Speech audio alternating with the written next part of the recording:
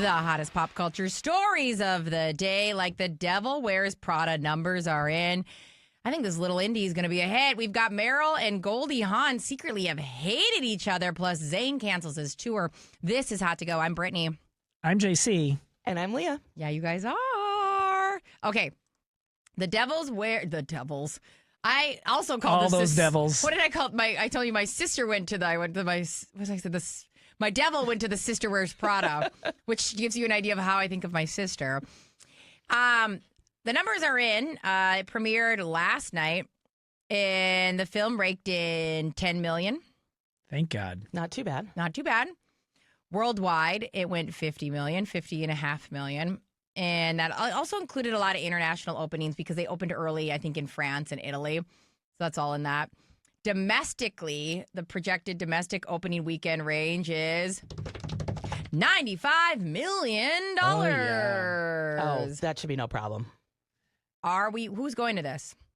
I am trying to go Saturday nights with you Mark. are? Yes, so hopefully Mark gets in on his flight on time and we can go. So Yeah. I have literally nothing going on tonight. I don't want to brag. My name's Brittany, and I'm lonely. Brittany's got a free Friday. Off to Mars. Here we go. Take me, Mars. No one would notice. Weird flex, dude. Thank you. I could sneak over there tonight. I might, because I think that's the only time I could go. I could see me and Alex taking a day next week and being like, we're going to go to the 10 a.m. Devil Wears Prada in Coon Rapids, eh? Hey, that's the best time. Nothing's better than an afternoon. I mean, that was my favorite. When I worked on a morning show, my favorite thing in the world was to go to movies at like 10 a.m. or 11 a.m. Your whole day, like, just everything. It's a gift. It's a gift. I would say, honestly, Brittany, I would volunteer to go with you tonight or actually invite myself along, but Mark really loves Devil Wears Prada. You can't do like, that. He loves it, so this is more for him. And after the last movie I made him go to with me, I owe him one. Wuthering Heights? Yeah. Yeah. JC, I made him go, I loved it. Oh, gosh. And he hadn't seen a movie since when? Like in 10 years. Yeah, that was the one. And it scarred him. Well, now he's prepared. Yeah, well. Finally for the release. And the bar is set real low. Yeah. And he learned that movie theaters have recliners now. Oh, really? Yeah, it had been that long. And like as somebody who goes, I struggle with believing in love, and I see your guys' marriage, and I go, let's keep that going strong. I refuse to be the reason you guys break up, so I will allow you to go to this movie with your husband. Thank you. Thanks, Brittany. No problem. And to be honest, if you change your mind, I'm going alone, so just pop on in. All right. I can't stop who sits next to me. Yeah, this movie is going to be a hit. People are saying that it's such a fun movie. Go with your group. Go with your, people that you want to go have fun with. Dress up. Dress up. Yeah. Go full. I mean, you're not walking. You can wear ridiculous heels, which is always really fun. I do that here in radio. I just wear insane heels because you barely walk. I remember when House of Gucci came out, and my friend Janine Marie and I went, and she was like, I've got a vintage Gucci gown.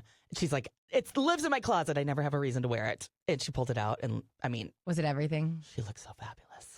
Well, and know the brief, right? This is one of those movies that is set up to create an experience for people who go to see it. Yeah. Right? It's like, will it be the best movie in the history of the world? Even if it is, who cares? Who Like, cares? we've been waiting for this forever for the right reasons. You're so right. And the cameos are cameoing. We don't want to give a lot away, but they say they're very good. Meryl and Goldie Hawn actually worked together before. Now, we know Meryl Streep is making the rounds for The Devil Wears Prada 2. And word on the street is, well, the word on Meryl's actual lips is she didn't really like Goldie Hawn. Kind of annoyed her. She showed up late. She said, Meryl Streep said, I was always on time, and I found that Goldie was always late to set. It was annoying. Shocker and shocker. Shocking, right? Like, you can like sometimes look at somebody and go, I know you're Myers-Briggs. That's how I feel here. I'm like, we know that this is true.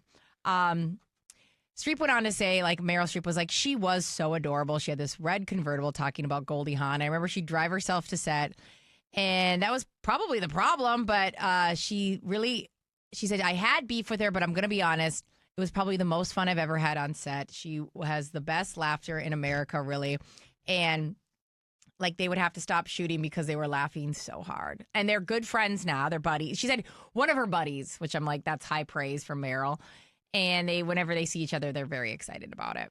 Well, and the good thing, and Death Becomes Her, like, they aren't exactly BFFs in the movie, so it's pretty good that they kind of annoyed each other since they're trying to throw each other off balconies and blow holes through their tummies, That right? chemistry This is might good. have actually worked for Exactly. him. Yes. Yeah, 1,000%.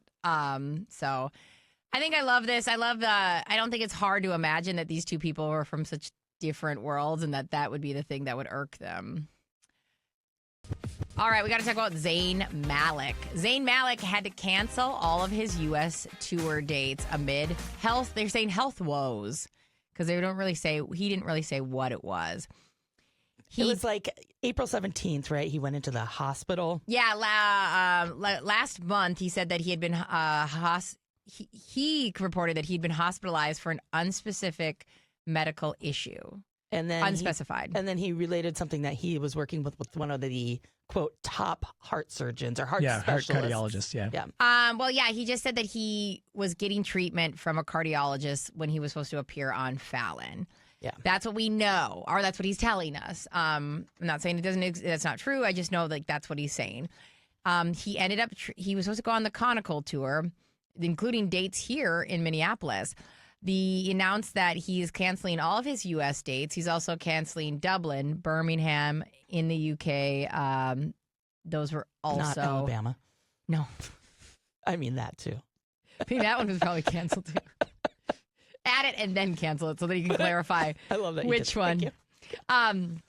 So he said, to my fans, thank you so much for all the support and love you've shown me on the album release. And more importantly, your love, prayers, and well wishes for my health. I felt it and it's meant the world. I've been at home recovering and I'm doing well and will be better, stronger than before. And he also said, I want to make sure I still get out and see as many of you as possible. I'm looking forward to playing these shows for you, and I hope to see the rest of you around the world very soon. Big love, Z. We just don't know much. Well, I mean, but I think the good thing in 2026 is that artists, whether it be ticket sales, whether it be mental health, physical health, people are taking better care of themselves and saying that's what matters first. Yeah. If everybody's doing that in the world, we all benefit. So Yeah. take care of yourself, Zane. Take care of yourself, Zane. And Hey, you know what? Sometimes there's nothing better than canceled plans. Oh, snow day. oh my God. I love Like, that snow day. Yes. So it's so true. When everybody thinks you should be somewhere too, like there's times where like people don't know that the show isn't on for something. And I go, I'm at home and nobody knows. And I go, that's why they're not texting. It's because I yell at people that text me during the show. I'm like, you're one of my Mom, I love you. You know I'm on air 3 to 6. So, and then on top of it, so then I go, I don't get offended if people don't text me. I go, it's because I've yelled at them. And then I go, then why aren't they texting at 7 p.m. or 8 p.m. or 9 p.m.? As my jaw sits on the ground because I text Brittany every single day when I'm not here. And I was like, why didn't she ever text me back? Oh, that's not okay. First off, I do text you back during the commercial breaks if I'm not running around. I love when people text about the show, to be clear. But when my mom's calling me to like ask me if I want a skirt that's just pending in Amazon, I don't understand the urgency. Do you want this? I'm going to send you a link. Do you want this skirt? Mom, that's super available in like in an hour from now. Like we can talk about it then. The skirt's on eBay. It's fine. Oh, yeah, it's up in 15 minutes. Text me back. Brittany, please. Brittany, I'm at the house of literal Gucci. Okay. Speaking of a brand, we've got Kim Kardashian. Right now, she's looking at a $5 billion with a B dollar lawsuit. It looks like they're trying to tell her that there is some trademark infringement. Denise Serrer is the owner of a brand called Fits Everybody to a T, claims that Skim hijacked her brand name for its massively successful Fits Everybody collection. Here is some reverse confusion vibes. Denise's legal team argues that Skim used its overwhelming celebrity platform and financial resources to swamp and eclipse her small business, making her brand effectively invisible in search rankings. So this is that like confusion it's causing online.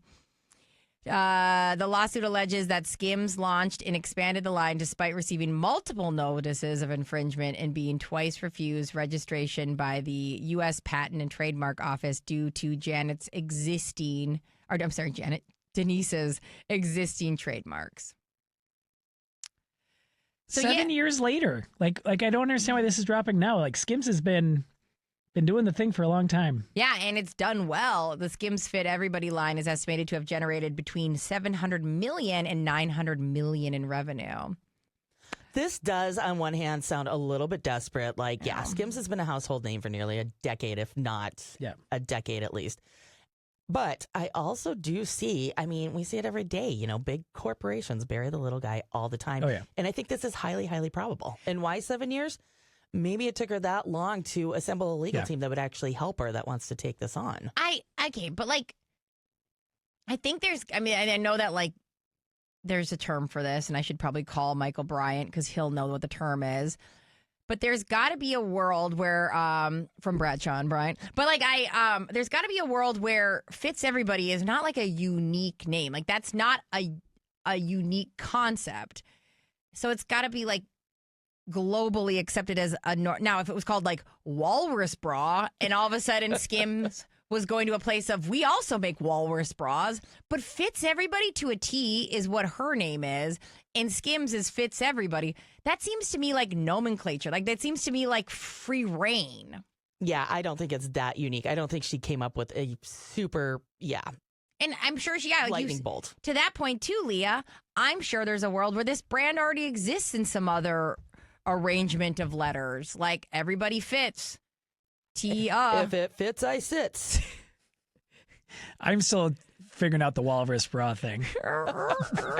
It's got tusks I don't on know. it. I'm currently rocking a Walmart kids bra, so by no means do I have my finger on the pulse of shapewear. Brittany has to shop in the preteen department. Wah, wah, wah. And preteens are like, no, we're bigger than her. The preteens are like, don't insult us. Don't bring us into your like sad boob drama. Sad. You might Eeyore bras. That's what they are. So yeah, I kind of go, I get what you're saying. I get that now you're having a hard time sell your stuff, Denise. But like Fits Everybody to a T and competing with Fits Everybody of Skims, I don't know. That's a stretch. It is a stretch, I think. And I bet this little buzz is going to help Denise sell some more. So, like, yeah, I might buy some. I like buying like a little independent brand. Yeah, I'll buy them both. It's fine. You guys have negative A's? I don't own any Skims. My sister What's has some. before the alphabet? No one knows. That's where my bras live. She's a barely B. Like beta or something weird, a symbol. It's like the symbol formerly known as Prince. That's what I wear. Me and Prince have the same bra size. Yeah. Probably. Probably. Gosh, what was I going to... Oh, that's so funny. I got to go to a place of Narnia, a world that's been imagined quite a few times. We ask, can you be imagined again? And Greta Gerwig would be the woman to do it. Greta Gerwig's taking on Narnia. Netflix is backing her to no end. And we haven't confirmed the cast. And honestly, Greta's barely acknowledged his existence. I think she's done one interview that she's actually been like, yes, I'm doing this. And we all went, yes. They want this to be huge. We talk about a 4-quadrant movie, something that families can see together, that you're like kids, grandkids. Like the concept is male, female, above 25, under 25. It hits all 4 quadrants of humans. And actually, that if you start looking at those, there's a lot. Like there'd be like so whatever. It's very like we want everyone to watch this, akin to Avengers, Titanic, and Star Wars. Nailed it. I think that this is one of those things where you go, how is this going to be laid out? Now, they're saying that this isn't going to be the 7 books. We're going to be doing something where we take a little bit from the first book, The Magician's Nephew, and talk about the pre-world of The Lion, the Witch, and the Wardrobe, like how Narnia was made. And then we go hard, and we have The Lion, the Witch, and the Wardrobe. Now, there's a lot of talk, too, of like what themes and what's going to be in this. We don't know much, but there was a picture that was leaked, a set leak. And I think that Greta is doing this right. There's something great about the Narnia world now. I mean, the more I think about it, it hits anytime. It's one of those movies you'll watch all times of the year with no matter who is there. It just is a world that is so accessible. I had this really very religious uncle, and he wouldn't let us watch movies when we'd visit our cousins, but he would let us watch, like, do you guys remember the old Lion, the Witch, and the Wardrobe cartoon movie? I don't think it was a cartoon. Was it animated? There no. was an animated one. This one was not. This was a live action. I don't even remember. Was it BBC? It was like a BBC production. Kind of, maybe. But he'd let us watch that because people claim there's like all this like religious symbolism in it, and that could be true. I have no idea. Spoiler, Aslan is Jesus. And so C.S. Lewis, the author, is it is one of those stories that is born of a certain world that has then been picked up by everybody with great admiration. Yeah, and so he would let us watch that, and it was like so exciting. Did you like it? Like, loved. Yeah. I read the books when I was a kid. Like, that was a series that I was like immersed in. I would check them out of the library on the reg. I loved the books, and I always wanted to try that meat that kid got. Remember that he got to eat the Turkish delight. Yes, it was candy. I know, but I thought it was meat because I love that. You said he was eating Turkish people. I thought I was eating turkey. Oh, Turkish delight. I read that as a kid and went, that's got to be delicious turkey. Like, what is it? I still don't know what Turkish delight is, but I know it's not meat because I saw the movie and I was like, oh, they're not eating meat. Text Greta right now. The Turkish delight. We're going carnivore this go round. Let's get a Chomp sponsorship in there and like make it turkey sticks. The macros are macroing. It's a jelly-like confection made from starch and sugar. I think in like Washington State, they sell it like it's called like applets and cotlets. Like you buy it at Orchards there. It's gross. It's gross. I mean, I'll have to try it, but it looks like I don't like it when they put that powder. And they put nuts on it. It's got like like starchy powder Don't on it. put nuts on things. Yeah. Stop. Gross. Well, it's like candy for when people didn't really have candy and they were hard up for candy. They're like, this is good. This is the sweetest thing I've eaten in years. All right, we're heading on over. It's hot to blow. To Leah. Leah is our absolutely slaying producer. She's also sneaking around the internet, figuring out what secret might be the next to blow. You guys, so I have got Mike's tinfoil hat on because he didn't pack it for his trip. I was like, let me borrow this, Mike, even though your head's a little bigger than mine, as Brittany pointed out. Head shave. Oh. Brittany, like, roasted him on air yesterday about his head size. It's huge. He's got a massive head.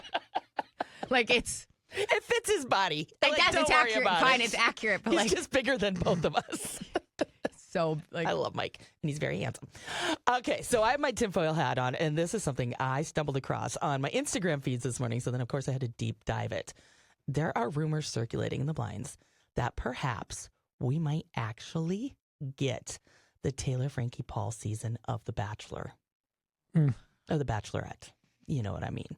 Although, personally, I think they're playing loose with the term bachelorette when they have a twice married mother of 3.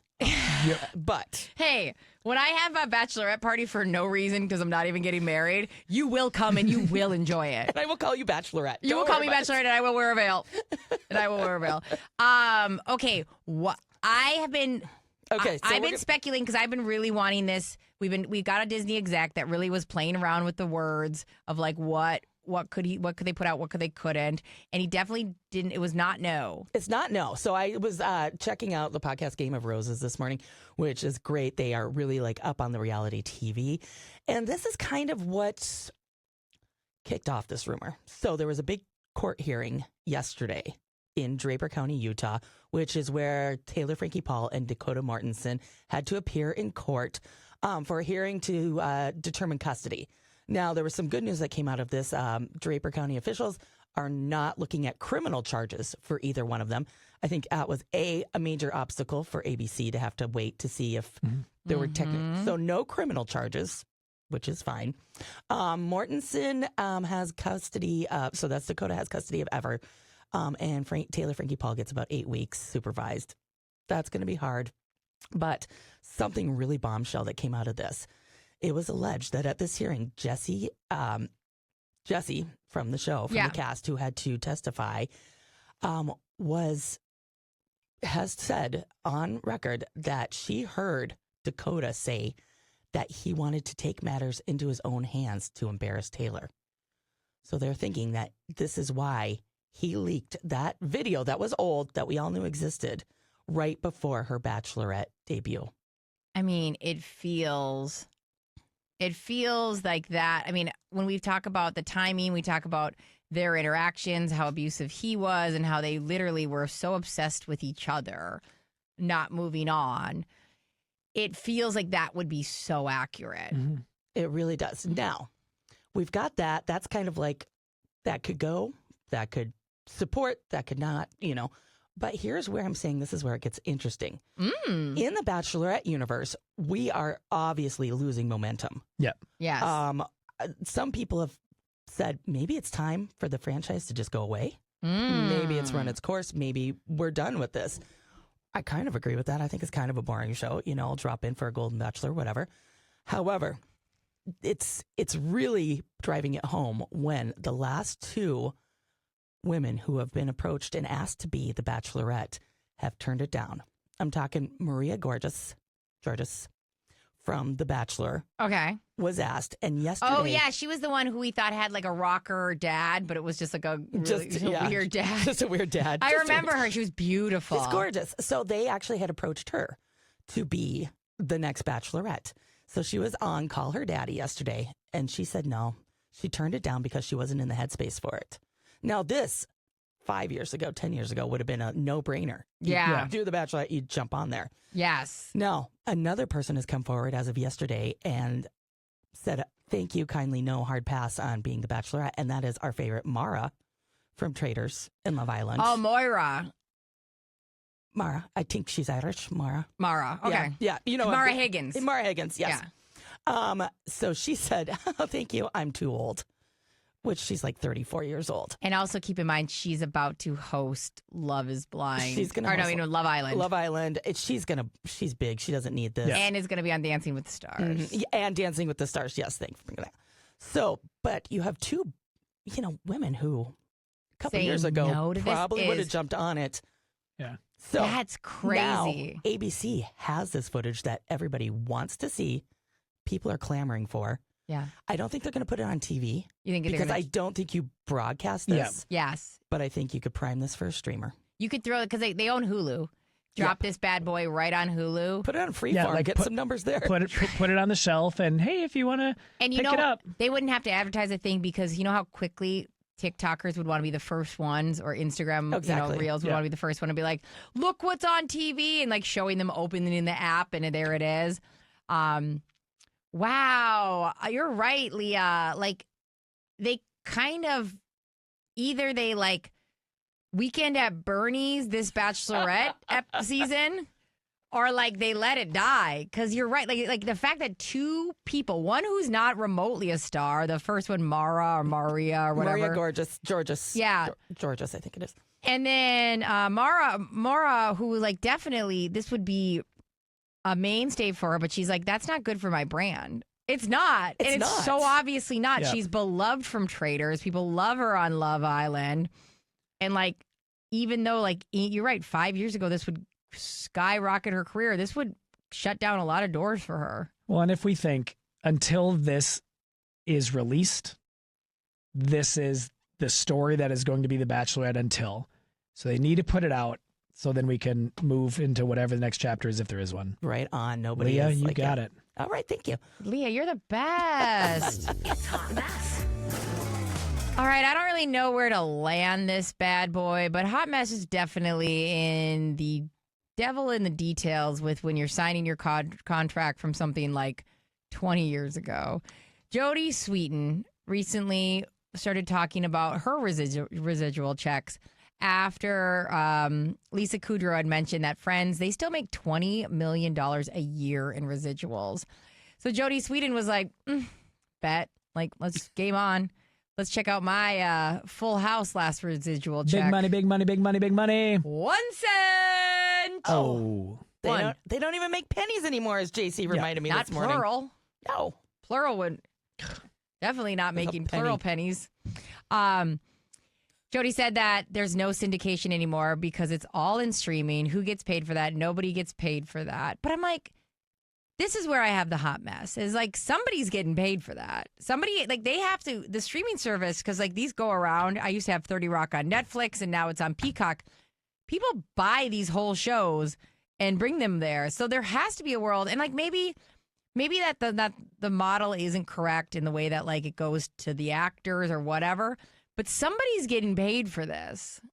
And I wonder, retroactively then, is there a world where like they look at that contract and what you're supposed to be getting from syndication, now you get in streaming world? I mean, I know nobody would be proactive about that. Like, I want to make less money, but there's something there. I think moving forward, yes, that's going to be in these contracts. It's going to be like, when this goes to streaming, I get so much residual. Because I don't think when Jodi's parents signed the contract for her 30 years ago, they said, yeah, this Netflix wasn't is even gonna be a thing. Yeah. They said, how rude. How rude. I agree. Like, I think it's just weird to me that it wouldn't translate already. Like, if you know that there's still money being made and there's still like there's a transactions that are happening, you'd think that those cuts would at least, and maybe the ratio wouldn't be as high because more people have to be involved or whatever. I wonder too is like how many people are actually streaming it, because streaming services notoriously hold those numbers very tight to their chest. They don't True. share them. But I mean, even you wouldn't get a hit. You'd get like a hit. You'd get a price when the whole package was bought. When you buy the 30 Rock rights or the Full House rights. Tell me what you think in the comments. Is it kind of blow your mind that this person isn't getting any money to streaming, or you go, that's the name of the game, doll? We'd love to hear. Like, subscribe. Make sure you send to a friend because Hot to Go is on YouTube, baby.